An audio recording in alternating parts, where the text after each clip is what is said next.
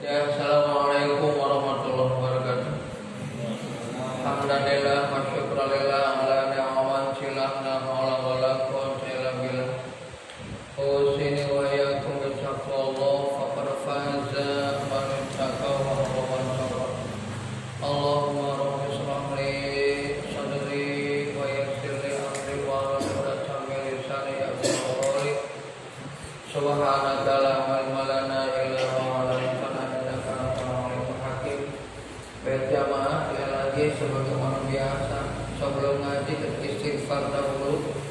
Mudah-mudahan Allah ampuni segala kesalahan, kesilapan, kekurangan kita, dan mudah-mudahan pengajian ini bisa menutupi segala hal yang memang menjadi kekurangan kita.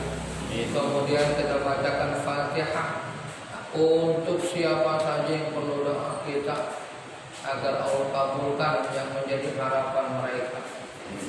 Mari kita istighfar. Astagfirullahaladzim, astagfirullahaladzim, astagfirullahaladzim. Al-Fatihah. A'udzubillahi minasyaitonir rajim. Bismillahirrahmanirrahim. Alhamdulillahirabbil alamin. Iyyaka na'budu wa iyyaka nasta'in. Shiratal mustaqim. Shiratal ladzina an'amta 'alaihim ghairil maghdubi 'alaihim waladdallin. Jamaah, Ustaz Ja'far mohon maaf tidak bisa hadir pada malam hari ini. Saya ganti beliau.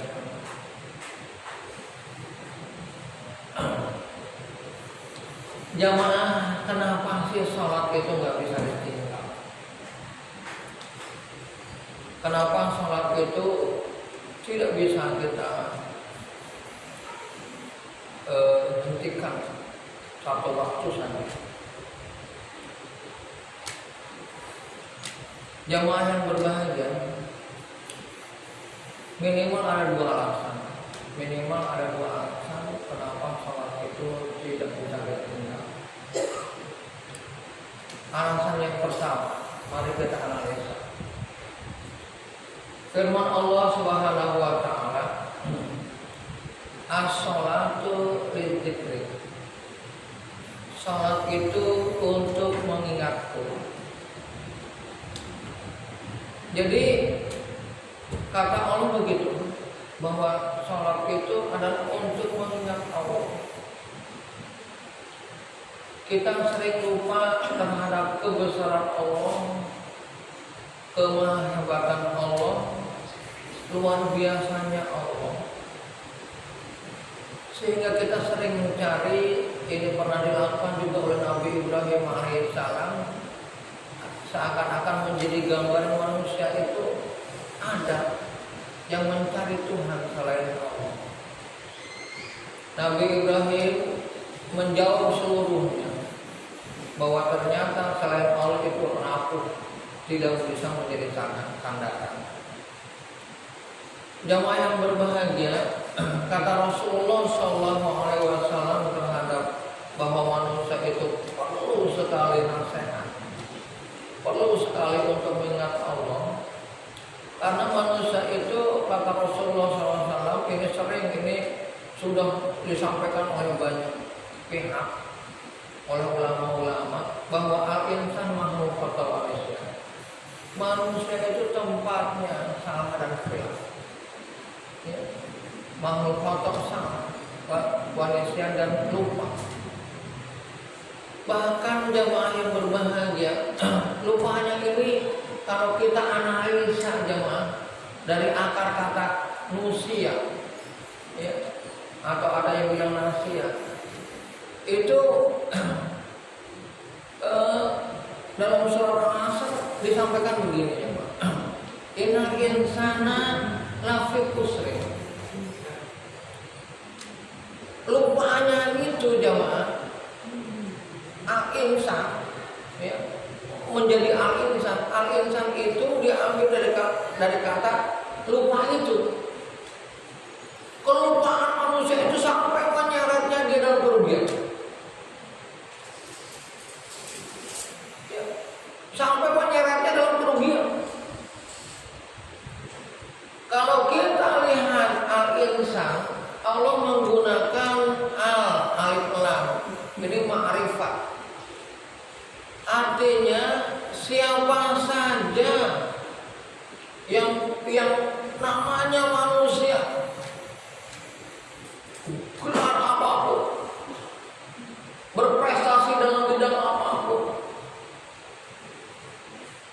yang namanya manusia tanpa selalu diingatkan itu lafi khusrin, akan dalam keadaan merugi.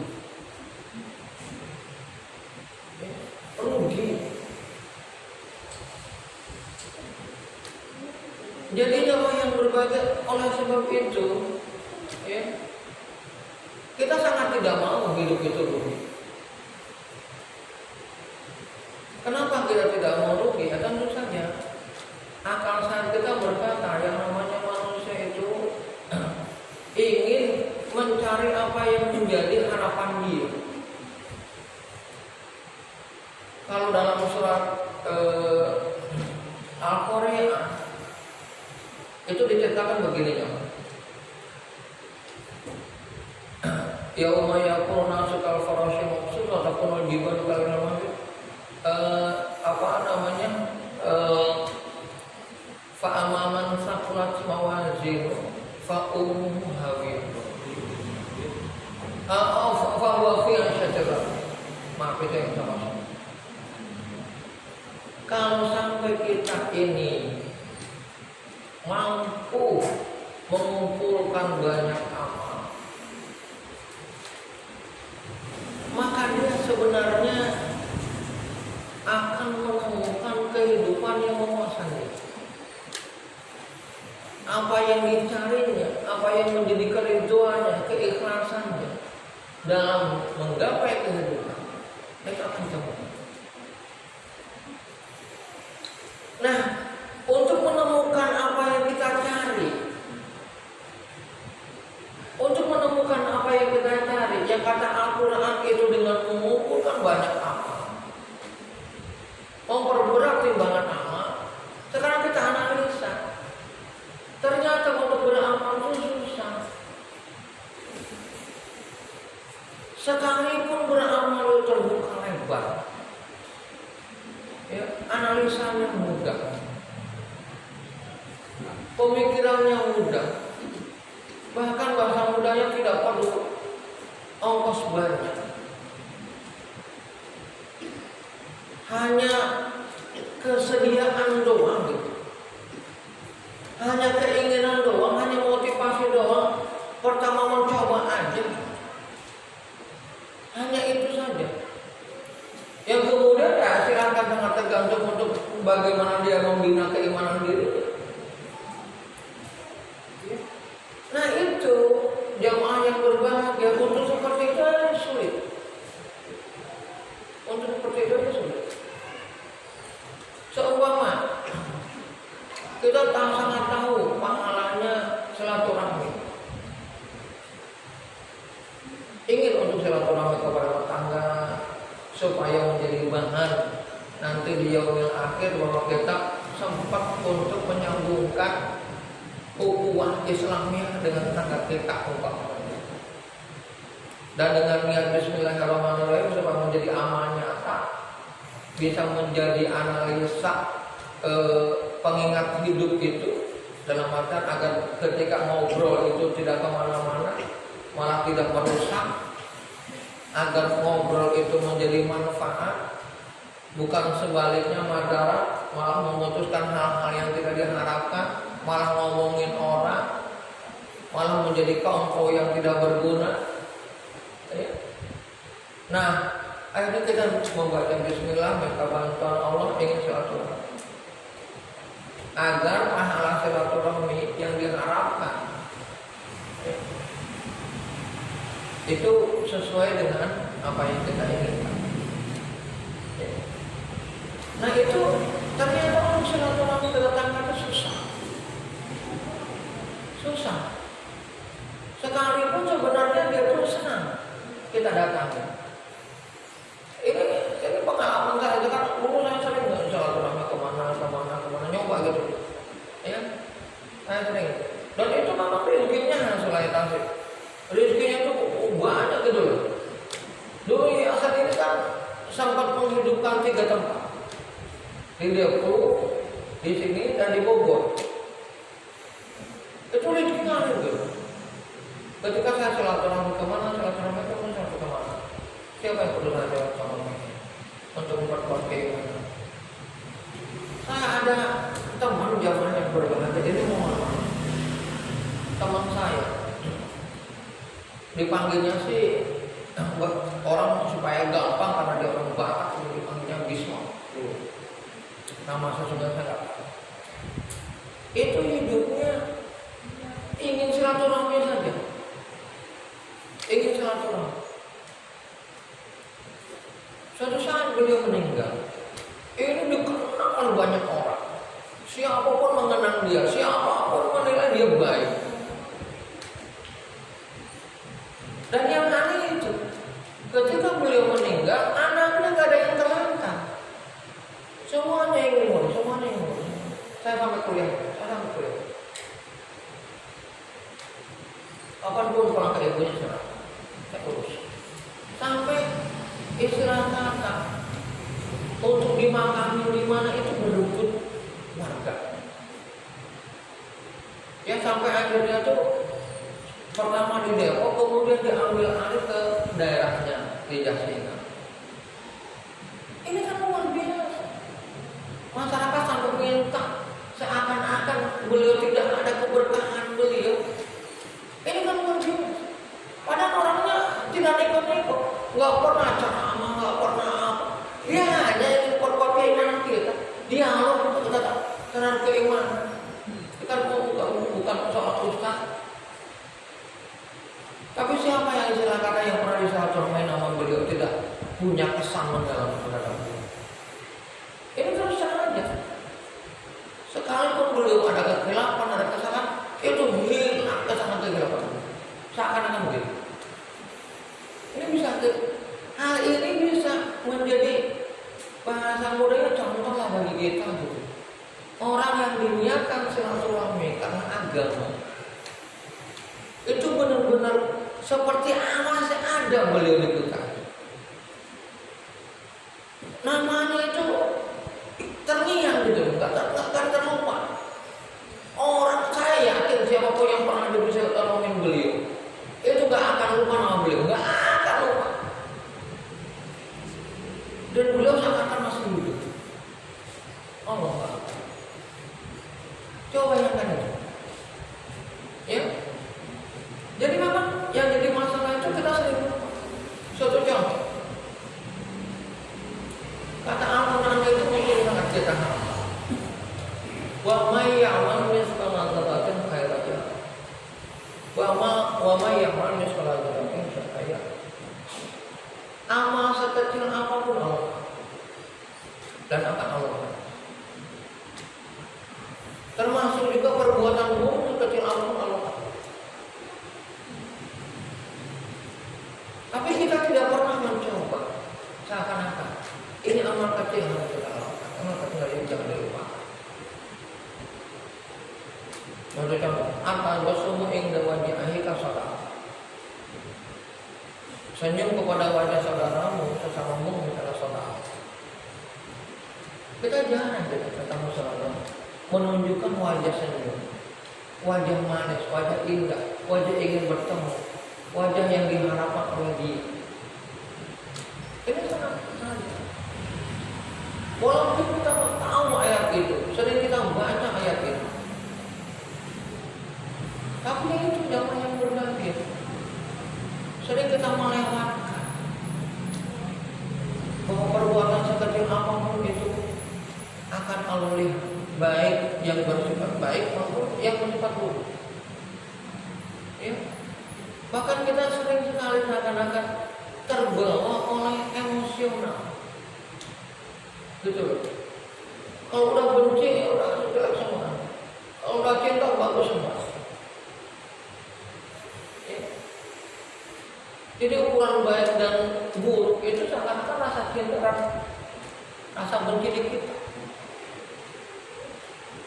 Nah, jadi jamaah yang berbahagia, sebenarnya untuk disebut khusus sholat itu juga mudah ukurannya tidak susah Pak, Allah membuat ukuran tidak susah. Walaupun kita kemana-mana dan sebagainya, yang penting apa? Minal khasyin itu bagian dari wujud. Alladzina yadhunnuna annahum mulaqu rabbihim wa annahum ilaihi raji'un. Khusus sholat itu kata Allah begitu. Kamu yakin alladzina yadhunnuna ayyukinuna. Kamu yakin kepada Allah bahwa pasti kamu akan menjumpai Allah. Dalam arti itu akan dimintai pertanggungjawaban Allah. Yakin. Wa innahu ilaihi raji'un, dan dia pasti akan kembali kepada Allah. Dia akan kembali kepada Allah. Jadi ketika kita melihat salat khusyuk itu hanya sekedar sebuah keyakinan, artinya yang penting kita laksanakan aja dulu salat. Tapi kita yakin bahwa kita akan kembali kepadanya. Kehidupan itu akan dimintai pertanggungjawabannya oleh Allah. Akal kita, kesadaran kita, kesempatan kita, peluang kita, ya. Makanya kenapa Allah ketika kita minta waktu diundur berapa lama aja silakan dah untuk dihidupkan lagi naik ke dunia. Fa'asodaku aku menasoleh. Masih aku akan sodaku dan akan menjadi orang soleh. Tapi Allah kan nggak pernah mengizinkan itu. Enggak ada waktu lagi. Karena Allah merasakan cukup sebenarnya. Cukup nasihat-nasihat Allah kepada kita. Yang jadi masalah kita ini tidak menyadari bahwa kita itu makhluk yang suka lupa dan salah memutuskan, salah berpikir. Kita lupa bahwa kita itu menyatu dengan setan. Waktu survei yang selalu bisikan dalam dada kita. Kita juga punya nafsu. Itu sering kita lupakan. Jadi kita hidup itu sering bukan seperti itu. Dan lain sebagainya. Jadi orang sebab itu jemaah yang berbahagia harus sholat itu mengingat kita, mengingatkan kita. Jangan sampai kita tuh hidup rugi. Hidup cuma sekali di dunia ini, rugi lagi. Dan lain sebagainya. Ya. Jadi itu yang pertama. Saya singkat aja jemaah yang berbahagia ya. Jadi sholat itu saya lagi pengingat kita, untuk mengingatkan kita. Makanya sholat jemaah yang berbahagia, kenapa sampai ada prosesi dulu? Supaya ada persiapan, supaya mengingatkan kita mau bertemu dengan Allah. Ya, dan lain sebagainya.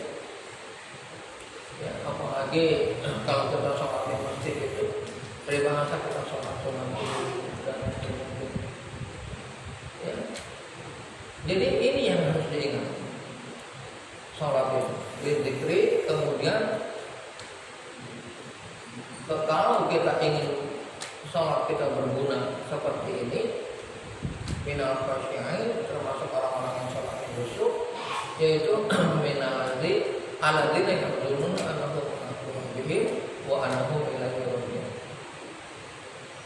Yaitu orang-orang yang yakin bahwa dia akan menjumpai Allah, akan bertemu dengan Allah, dan dia pun yakin bahwa dia akan dikembalikan kembali lagi kepada Allah. Kita itu dari Allah akan kembali kepada Allah. Kalau sudah kembali kepada Allah,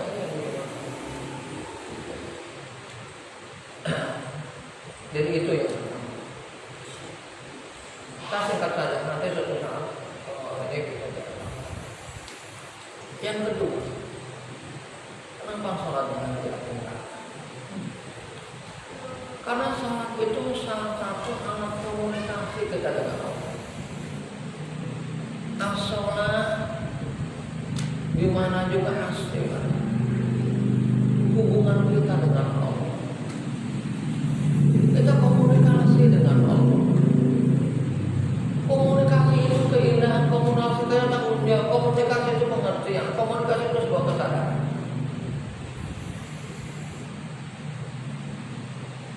Kita tidak komunikasi di rumah dengan istri kita, anak tidak nyaman itu.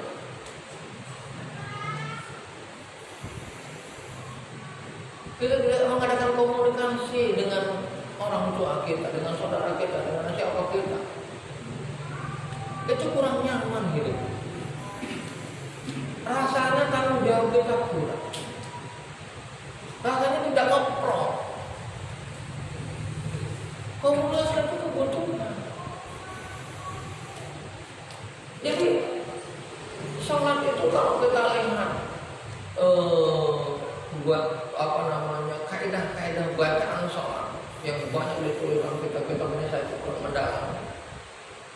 Setiap apa yang kita ucapkan Allah menjawab. Setiap apa yang kita ucapkan Allah menjawab. Sekarang begitu. Bahkan banyak sekali orang yang menentukan bahwa ulama-ulama menentukan bahwa dampak dari sholat itu Allah akan menyertai kita. Bahasa mudahnya begini. Fa'aina ma tu'u fasama wajhuhu. Dimanapun kamu berada, dimanapun kamu ada, di situ Allah bertanggung jawab terhadap diri kamu. Allah ada di situ, Allah bersama kamu. Jadi untuk memancing Allah bersama dengan kita, yaitu efek daripada komunikasi kita dengan Allah. Termasuk kejujuran kita dengan Allah. Siapa kita? Sudah belum dibicarakan dengan Allah. Siapa kita? Yang masih membenci orang yang membenci kita. Nah, kalau nggak ada ukuran kebencian itu, kemudian ketika dia dapat hidayah dengan kita, dengan dia tidak dapat hidayah, tetap kita benci. Ukurannya jadi apa kebencian itu? Jamaah, bagaimana Abu Sufyan kurang ajarnya sama Rasulullah SAW. Kurang ajarnya Abu Sufyan. Saya kurang tahu nih, saya lupa. Apakah Hindu itu istri Abu Sufyan atau istri Abu Jahal? Saya kurang tahu nih Hindu. Ya. Tapi yang jelas Abu Sufyan itu paman Rasulullah, itu menyakiti Rasulullah biasa. Dan Rasulullah itu tidak pernah menaruh benci kepada Abu Sufyan. Ketika Fathu Makkah, ketika Rasulullah mampu membebaskan Makkah, apa kata Rasul? Walaupun Abu Sufyan ini adalah biang kerok, siapa yang masuk rumah Abu Sufyan aman? Sampai begitu. Siapa saja yang masuk rumah Abu Sufyan aman? Siapa yang masuk rumah aman? Siapa yang masuk? Disebut rumah Abu Sufyan. Padahal Rasulullah bukan untuk berperang itu. Karena pasukan umat Islam memang ditakuti. Umat Islam mau mengadakan haji. Yang haji sebelumnya dilarang. Tidak tahun ini katanya begitu. Baik kalau tidak tahun ini, tahun depan. Tahun depan umat Islam senang. Selain Makkah itu tempat kelahiran mereka, kaum muhajirin ingin tahu bagaimana Makkah. Juga bagi kaum Ansor memang itu melaksanakan haji.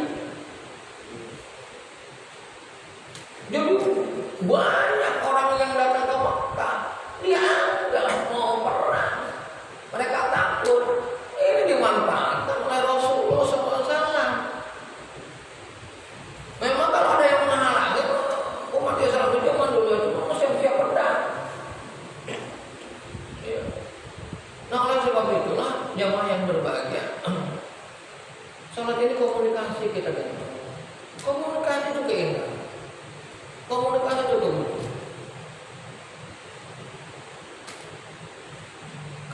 kita coba jemaah yang berbahagia, kurang komunikasi, itu kita kadang-kadang malas.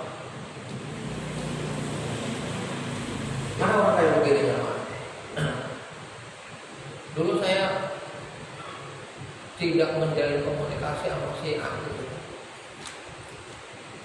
Karena si A ini punya tendensi bahasa mudahnya kepada saya gitu. Jadi saya suka. Entah kenapa suatu saat kalau pertemuan akhirnya kita komunikasi. Setelah dia komunikasi, masya Allah, memang nggak ada bisa. Karena kita nggak komunikasi. Karena kita nggak komunikasi. Sampai akhirnya bilang, Pak Narto udah pernah ke Baitullah belum? Belum. Tahun ini, alhamdulillah. Ajak istri, punya duit berapa Mas? Aduh, duit dari mana? Pokoknya ada istri. Saya masih kurang yakin. Sampai bertanya gitu. Itu karena komunikasi. Karena komunikasi. Tapi komunikasi juga bisa sebaliknya. Karena kesalahan komunikasi, anak yang ingin baik, orang tua yang ingin anaknya baik, anak jadi tidak baik. Itu kan karena kesalahan komunikasi. Si anak tidak memahami orang tua juga tidak memahami si anak. Kamu bisa seperti itu, ya, karena komunikasi yang salah. Jadi kalau komunikasi ini lancar kepada Allah, komunikasi ini bagus kepada Allah, minimal kita istiqomah. Makanya di situ dalam sholat itu yuqimuna sholata, tegakkan sholat. Masih amburadul sholat saya, jangan ditinggal.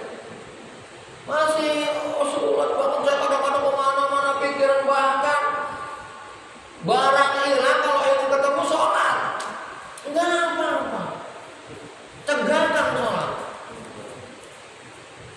Sampai Rasulullah contohkan bahwa Rasulullah pernah mendengar terompah bilang, oh, akhirnya kamu kemana? Tadi terompah kamu terdengar sholat dalam sholatku.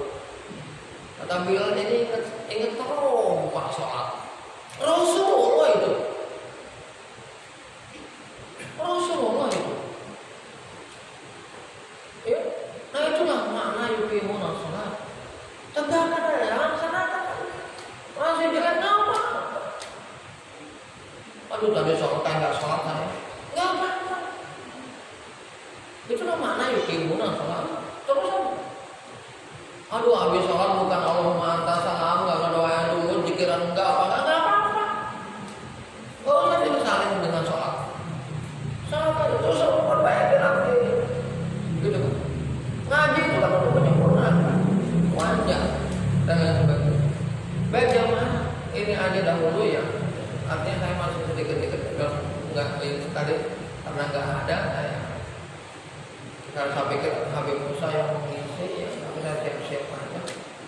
Ya, hanya saya berpikir apa yang perlu saya sampaikan. Baik, terima kasih jamaah. Mohon maaf sebesar-besarnya. Mudah-mudahan Allah beri semuanya.